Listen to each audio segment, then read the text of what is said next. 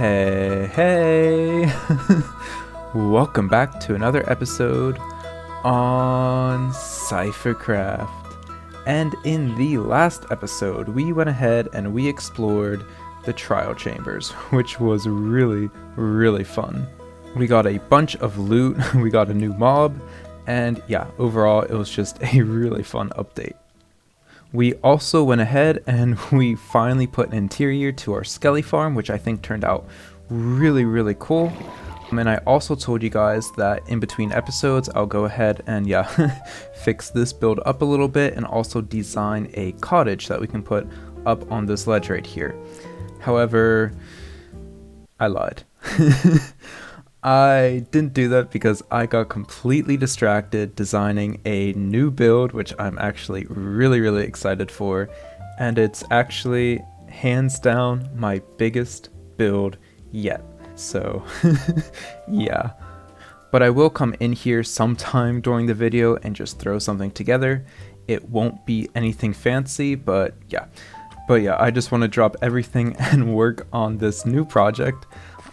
Yeah, I'm so excited. You can probably tell by my voice, but you guys already saw the thumbnail, so you know what it is. But yeah, regardless, this one's going to be epic. So in the ever chaotic mess that is our storage room, we do have some pretty interesting items in here. For example, we found this tall grass, which is a pretty rare Minecraft item. That's rare for the game. And we also have a lot of sentimental rare items. For example, these are our first tools, our first wooden, stone, iron, diamond. So yeah, those are pretty special to us. And yeah, we have other few rare items mixed around. We also want to collect all of these guys, all of the pottery shards. And over here, we also have our first armor that we ever had in this world, which yeah, is really exciting. I wanted to keep it. Just in case if we want to show it off, and that is actually something I want to work on in today's episode. But yeah, I want to go ahead and grab all of the rare items that we have just thrown in random chests. I want to collect them and I want to bring them and put them into a small little museum kind of in structure, just so we have something where they can stay safe. And then we can also go in and look at them. Maybe we can also write a book for different things to kind of commemorate those items and stuff like that. And I think that would be a really fun project. And also collect a lot of rare items. For example, all the armor trims and all the pottery shards. And there's so much stuff in the game to collect and stuff like that. And I think in a museum would be a really cool place to show all of that stuff off. And of course, what better place to put a monumental structure than at the base of Bonjour Mountain. However, this is going to be a huge build. We're going to need thousands of blocks. And yeah, actually, how is our copper situation? So back when we made the giant copper ore mountain thing that we had in the middle here, we did get a lot of copper out of that. And I have been smelting it. And I don't know if that's going to be enough. Okay, but we do have some more ore down here. And in here. Okay, we have a little bit, so we might have enough. But yeah, we do have to go out and gather a bunch of other materials, a lot of tuff and a lot of stone. So yeah, let me go ahead and do that, and then let's jump into a time lapse.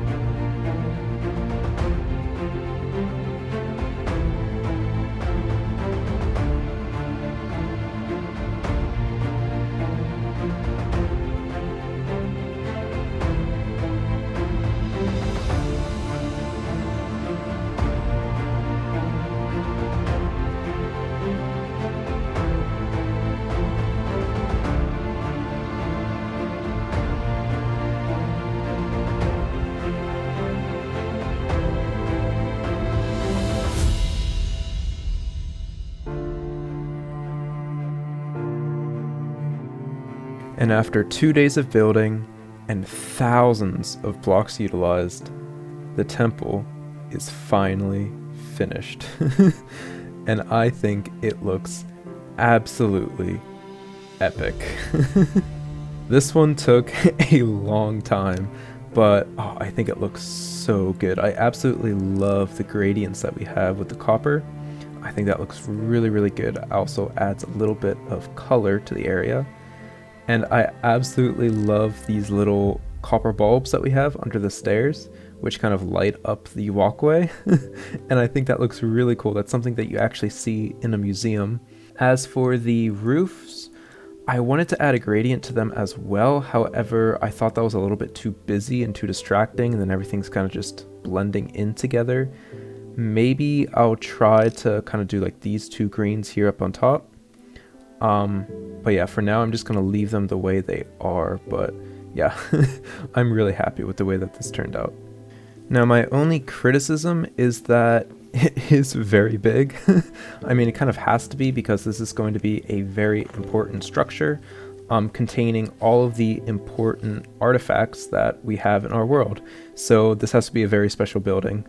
However, yeah, it does kind of dwarf Bonjour Mountain a little bit, but I think it's fine. Now this build is a little bit darker. We're using a lot of basalt and blackstone and tuff. A lot of tuff. But yeah, I think it looks good regardless. But I was trying to go for more of a citadel feel to it, as well as trying to merge in elements of a ruin. Because I've been exploring some of the castles that are near me recently, and yeah, I got a lot of inspiration for this build from those. But as you can see, we have kind of like these parts of the build jutting out. However, as you can see, the mountain, the land is kind of taking it back. So these are kind of, yeah, still a little bit buried in the back. And I thought that was a really, really cool touch. Also, that way I don't have to do the back, which is always a plus. But yeah, that's the reason why it's like this, and I thought that was really cool. Now there is a lot of space in here, however this is just the entrance. We are going to actually be digging into the mountain, and we're going to be having like a huge hallway and stuff. I still need to design the interiors. I'm actually really scared about that because that's a daunting task, but if we do it just right, I think it's going to look really, really cool. But before I go ahead and show you guys what we're dealing with on the inside, you may have noticed that there are a lot of empty space in between all of these columns. Now I was originally planning to put in armor stands because I think armor stands would look really, really cool. However, yeah, with my PC situation, I need to be careful with entities. And also armor stands disappear when you're too far away with the whole simulation, render distance and stuff like that. So instead I was thinking, maybe we could put something else, which I think is going to look pretty epic. And also, this place looks sick at night. We have the lighting that's coming from the borders around the walkways, which are kind of illuminating the bottom part of these walls, which I think look really cool. But I also went ahead and I added in lighting in these little towers just to light this up. And also right there, this is actually an upside down stair, and then right underneath that is a light. And that's allowing this really cool glow to happen. But I also went ahead and I put lights up here. Now I wasn't sure what to do with the whole gradient thing up top, so that's why I just left them like this. However, I can go in with an axe and bring them back a transition, which will make these a little bit brighter. And yeah, this looks so epic. But yeah, anyway, distractions aside, back to this. What if we were to put something in here other than armor stands? And what if it required a few materials? And maybe rode off on our trusty steed, and then traveled thousands of blocks to a secluded location? What if we then realized half an hour in that we actually needed a warm ocean ruin and not a cold one, only to then travel 5,000 blocks in the opposite direction to find a warm ocean?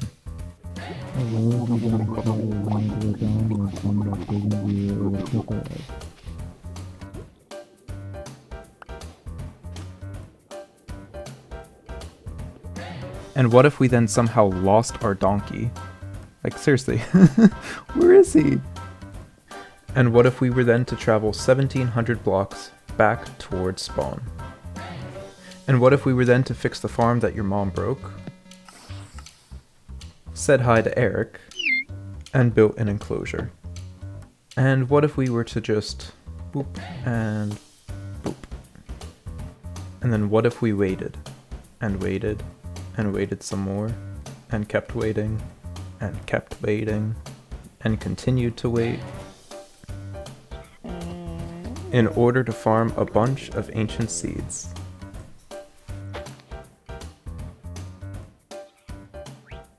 And there we go. Oh, that adds the vibrant splash of color that this build desperately needed. And I think that looks so cool. Perfect.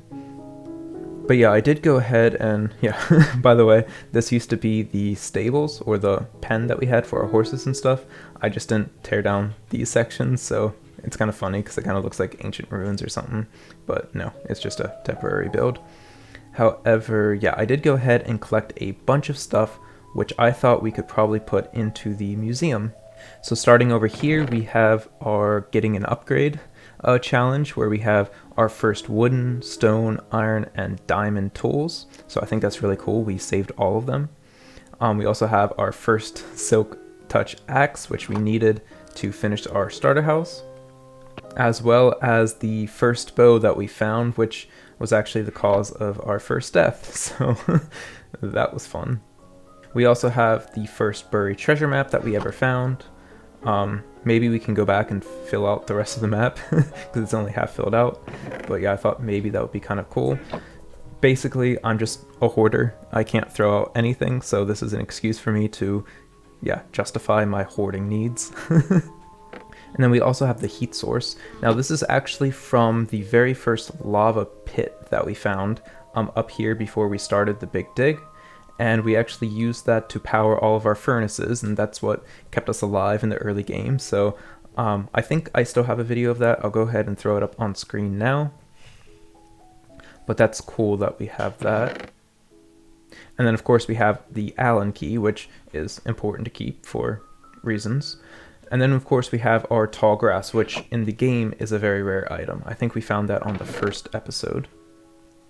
And of course the cactus, which took us 8 frickin' episodes to find. That took so long, but yeah, so I think we need to make some kind of exhibit to commemorate that. And then of course we have the trial chambers. So we have the trial explorer map. We also have an extra key from last episode, which can kind of commemorate this side mission. Just a random ominous bottle, because that's also something new in this update. And our first trident, which we actually got in the trial chamber, so that's pretty cool.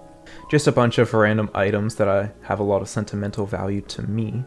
And then I was also thinking for the game itself, we can try to collect all of the pottery sherds, collect all the smithing templates, all the banner patterns, all the music discs, as well as all the player heads. Now we are playing with a mod on this series just to get more mob heads. So every time we kill a mob, there is a small chance that they will drop their head. So I thought that was kind of cool. It doesn't really change anything in game. However, then we get these, and that's kind of cool because then we have a reason to go out, and it also gives us more opportunity to decorate stuff with. And then I was also thinking it would be cool if we did kind of an ore exhibit where we collect all of the different ores, and then yeah, that would be pretty cool. I actually got this idea from Cubfan135, so yeah, I was thinking we could do that since we have pretty much everything. We have the very rare deep slate emerald ore, and we have the very rare diamond ore as well. So that'll be kind of cool to show off. We also have our first armor ever right here, so that's pretty cool. And we also have our upgraded nether armor, which we used to go into the nether. So that's cool that we kept these. And then just a few of the stuff that we have. We could also maybe collect some swords. Now, I personally don't use swords because I prefer to crit with an axe. However, it would be kind of cool since we're kind of leaning in this fantasy medieval theme if we have a hallway of swords that are named. And yeah, I think that could be really cool. So maybe we should start, yeah, enchanting up some swords and then, yeah, using that as our primary weapon and stuff. And then when they get close to breaking, then we can retire them, put them up in an exhibit, and then create a new sword. So that could be a fun project. And then over here we have some books, which are pretty sentimental to me. Yeah, we have the High Lord Bartholomew. This is when we had problems with pillagers, so that's why we had to create... Oh, you actually can't see it. Hold up. Boop. And that's why we had to create this sigil up on the rigid ice peaks. So yeah, there's a lot of story to that. And then we have the failed negotiations. That was episode 3, I believe. And then we have the riddle from Micah, which then Eric was able to help us translate. So yeah, I thought that was pretty cool to have as well. And then we have all the responses that we've had with Micah thus far. Because I was thinking Micah is very mysterious. We don't really know that much about him. However, he does have a lot of pull in our world recently. So I thought maybe we could make an exhibit just for him. And then we can try to piece together the puzzle pieces and yeah, try to figure all this crazy stuff out. But yeah, as you can see, these are the responses that we had. And then, yeah, he just ignored me. And then this over here is from the second sapling because it wasn't growing. And this is the reason that we had to go and, yeah, get the Stone of Epitaste tests. Yeah, in order to get the growing potion. And then, yeah, we also got this book from that, which was the key to get into the Pillager Tower. But yeah, this is just what I could find in all of our chests and stuff like that, and I thought that would fit pretty well into the museum. But if I am forgetting anything, if there's anything monumentous in our series so far that I'm forgetting about, definitely let me know down in the comments. And if you have any ideas of what kind of exhibits we could do, feel free to let me know down in the comments below, because yeah, this thing is going to be pretty big. We are going to be able to expand. So any kind of monumentous occasion, whether it be sentimental or actual Minecraft updates, we'll be able to put in here. But I absolutely love how this build just looms over the character and you feel so small and this place just feels so majestic. But yeah, we do have some walkways which kind of just, yeah, go around here. Same thing on the other side. And then right here will be the main entrance. And I'm not entirely sure what to do here, if we just go straight in or if we go up a little bit. But as you can see, we have plenty of room. We need to dig all of this out. And yeah, this looks so good. We're adding the grates on this side, which kind of just let in light. Also kind of air circulation, I was thinking, which could be pretty important. But then it feels a little bit more open whilst being completely closed, so like rain and snow can't get in here. But then on either side, now this build is quite symmetrical, which is kind of unusual for me because I really like to play with asymmetry. However, I thought for this build it just looked better if everything was symmetrical. But then we have a big doorway over here, which leads into this little side chamber. We have a small room over here. And then it kind of comes down into this little garden over here. And yeah, I'm not sure what the purpose is for this, but I thought it just looked kind of cool. Maybe we can put some gardens over on this side or something. Not entirely sure. But it is then completely mirrored on the other side as well. And then all the way at the top, we have these little balconies. All of them are closed off except for this one, because it kind of, yeah, lines up perfectly with this grass over here. So maybe we can also put some kind of gardens back here or something, or another exhibit up here. But yeah, most of this is then kind of buried under the mountain, so there's definitely a lot more to it. However, yeah, this is all that you see from the surface. But yeah, I'm really happy with the way that this turned out. And yeah, we're gonna have to come back in with some leaves, some moss, make this place look overgrown and more, yeah, taken over by nature and stuff like that. And then make it look a little bit more ancient. And then I think that will look really, really cool. And then we can start focusing our attention on the interiors, which is going to be a huge project. I think we are going to then go ahead and dig it all the way down. We're gonna have like several floors in here. This is going to be kind of like the main atrium. I think that's the right word for it. I'm not entirely sure. But the main hallway, basically. And then we're going to have a lot of corridors going into the mountain. And a lot of the exhibits will then be over in that direction. But yeah, like I said, we will work on the interiors in future videos. I'm not sure how long it's going to take. It's definitely a long-term project. However, for this video, I'm pretty much done working on this because that's a lot of digging and I don't want to dig right now. However, I think I want to work on one more thing, and that is the door. I want to do some redstone. So originally I had a concept of the door opening sequence already in my mind, and it was going to be that the door would kind of open in half. It would be very epic, and one side of the door would open to the left and the other side would open to the right. So very simple sliding door. However, that proved to be more difficult than I originally thought. But I spent maybe 3 days in my redstone testing world and I tried everything. I had flying machines, I had double piston extenders, I had triple piston extenders, I had flying machines for the extenders, and nothing was working. Either I'd have one side that was working but the other side just wouldn't work, or the other side was half working, or I would get to a point where it would theoretically work. However, if there was any kind of lag or any kind of weird block update, then the entire thing would break, because I wasn't able to have stopper blocks for the machines, whilst making sure that I didn't have too many blocks that would then extend the piston push limit. Now, I'm sure there is a way to do it. Unfortunately, I'm not smart enough for that, and my redstone expertise is not quite at that level.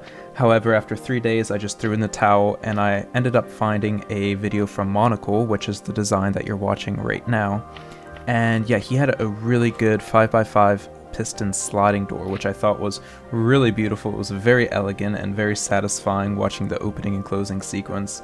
Now, I did try to cut it in half and have half of his machine on one side and the other half on the other side. However, yeah, I wasn't able to get that work. So I just decided to build his entire design as it is without any kind of modification.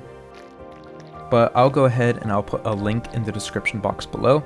Not only is it a very elegant design, but I think it's really well done. Monocle did a really good job on his tutorial. Not only will he show you how to build it, he will also teach you why it works and how the pieces interact with one another. And then by the end of the video, not only will you be able to build this flying machine door, but you'll also understand why and how it works. So I think he did a really good job with that. But like I said, the link will be in the description box below. And there we go. Alright, so I'm not sure what I think about the color of the door with like the block choice and stuff. I think I'm going to go ahead and play around with a few other block combinations. But yeah, just like I said in the time lapse, I did try to make it so the door would open in half. So like this half right here would then go that direction, and this half would then go in that direction. And I thought that would look really, really epic. However, yeah, I tried. I really, really did try. I spent like 3 days in a creative test world. I had flying machines, I had double piston extenders, I had triple piston extenders, I even had leaf stone. Yeah, I pulled out all the tricks, but I just wasn't able to make it work. Our redstone is not that advanced yet, however, I think this looks cool regardless, the way it opens, and I think it looks really cool. This can stay for a while, and then later on, whenever our redstone gets a little bit better, then we can definitely come back in and redesign this door. But yeah, this is a very simple 5x5 sliding door, and yeah, as you can see, we don't have any buttons, any obvious or suspicious blocks anywhere in order to open the door. But yeah, if we come over here, we can then take out our sterile booties, because this is a museum after all. We have a lot of artifacts, a lot of ancient exhibits and stuff like that, and we can't just track in dirt and mud and contaminate the entire area, so we need to wear our booties. So we can go ahead and take off our boots and put these guys on, and then just like that, the door opens. And oh, that's so satisfying watching it open. But yeah, I did leave some of this open just so I could show you guys the redstone. But yeah, over here is then the flying machine, and like I said, I will go ahead and throw the link in the description below. I think it's a very satisfying door, and Monocle did a really good job on this. But yeah, it's very simple. I'm going to go ahead and I'm not going to explain how it works in depth, because I think Monocle does a way better job at that. But yeah, we just have 2 flying machines. We have this back one, Well, really, it's just 5 flying machines stacked on top of each other. However, this one right here is the main engine that just pushes it forward. And then this flying machine right here is then what pushes and pulls the door back and forth. And then we have these segments over here, which just kind of activate it. And then we have the activation over here, which I thought was really, really cool. And I wanted to show that off real quick, just so you guys know how this works. But skulk sensors give off a redstone signal every time they hear something, basically. And these calibrated ones, we're actually able to get a certain frequency out of them. So that's what I have right here. So I'm just waterlogging this so we don't hear it click all the time, which is really annoying. So this just makes it silent. And we are detecting the signal coming off of it.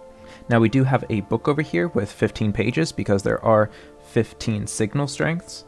And we want to only detect the signal strength of 5 because 5 is, I believe, getting on and off a horse and putting our booties on.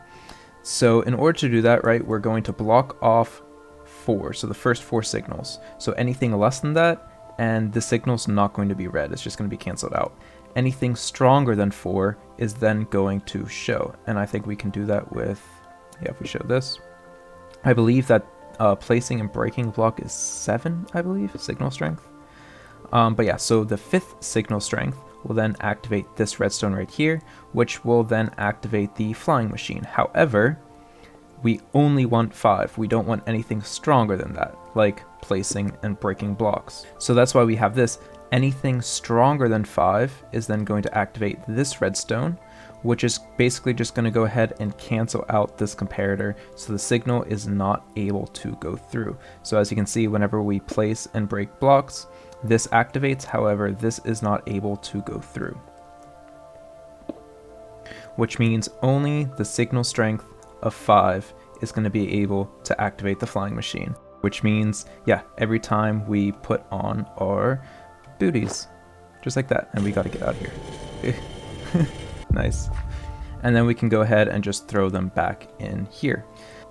Now I am going to go ahead and I'm going to add a little timer. So every time that we activate the door, it will stay open for about maybe 5 seconds and then it'll close behind us. And then whenever we want to leave, we can then take off the sterile boots and put on our own. And then the door will open again and then close behind us. But yeah, I just wanted to leave this open so you guys could see the redstone. But unfortunately, that is going to be all the time that I have for this episode. I did spend an entire week in my creative redstone testing world, but it's worth it because this thing, it looks so good and I'm so excited for this project. But if you have any ideas for any kind of collectibles or antiques or any kind of exhibits, please let me know down in the comment section below. Now I know that this episode was very talkative, not that exciting. However, yeah, we did start a brand new project and there is a lot of groundwork to cover, bunch of beginning details and planning and stuff like that. However, thankfully we did get all of those done and dusted today so that in future episodes we can just dive right into it. But if you made it this far into the video, you're a legend. Thank you so much for watching, and I really do hope that you enjoyed it. And yeah, do me a favor and type artifact in the comments. Let's try to confuse the people that skip around the video. That being said, thank you guys so much for watching. I really, really do hope that you enjoyed it, and I hope that you guys are as excited about this project as I am. I hope you have a beautiful rest of your day, and I'll see you guys in the next episode. Take care.